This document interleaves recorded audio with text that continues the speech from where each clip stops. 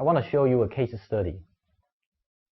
A study of rural Chinese users' preference on mobile services. Before the study, we faced the challenge of providing advanced technology to those users, or to provide appropriate technology for those users. Appropriate technology is not always very advanced. There are many international companies and Chinese companies are very good at making very good products. But those products can be too expensive for some Chinese users. For some Chinese users, as well as users in Southeast Asia, India, Africa, cheaper products, again, appropriate technology, can be better. First, we need to define the users. Who are rural Chinese? China is a big country. Beijing and Shanghai are very special. People in Beijing and Shanghai actually are not so typical Chinese. And the eastern coast and south coast are more developed. There are many Chinese people in the area, yes. But there are more Chinese in different areas in China. And there are many Chinese people living in small cities and villages. Only a small amount of Chinese people living in super cities like Beijing and Shanghai. So when we say rural Chinese, we mean very local people. We mean localization. We mean diversity. And we mean a large population. And we also have to consider about their income, about their profession, about their education, about the infrastructure of the cities or villages they live in. China's population is more than 1.33 billion, and about half actually live in rural areas. The case study's objective is to study how can those rural people benefit from development of technology. Again, it may not be so advanced technology, but what is the appropriate technology for them? And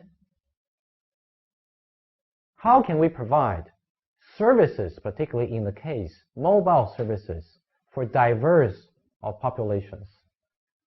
We started with the economic structure and family society. For Chinese people living in rural areas, their lifestyles can be very different. In those rural areas, the economic structure can be more agriculture-based.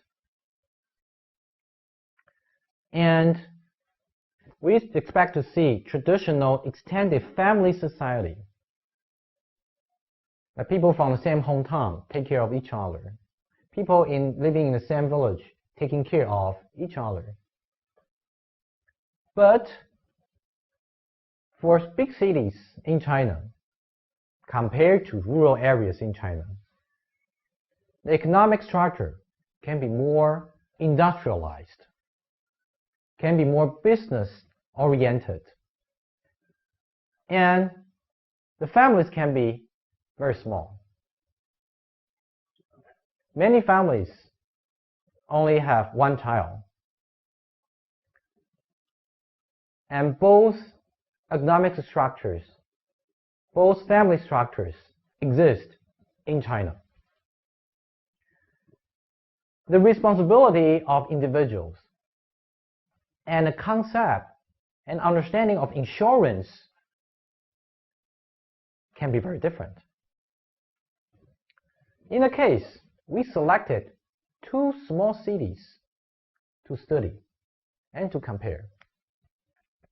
One, near Beijing, kind of, but in the neighbor province, Shandong province. The city is Dezhou, and compared to Dezhou, we selected Taizhou in Jiangsu province, and you can see Taizhou is near Shanghai. Both are cities, not villages.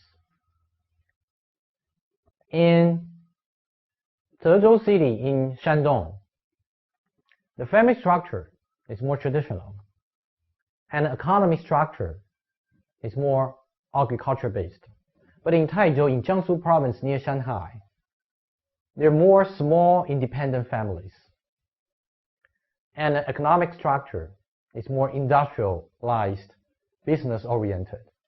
And to compare the two cities, you can see the GDP actually similar, but the percentage of agriculture in GDP is very different. You see in Zhezhou is higher than in Taizhou. And income is also different. The household income of Zhezhou less than in Taizhou.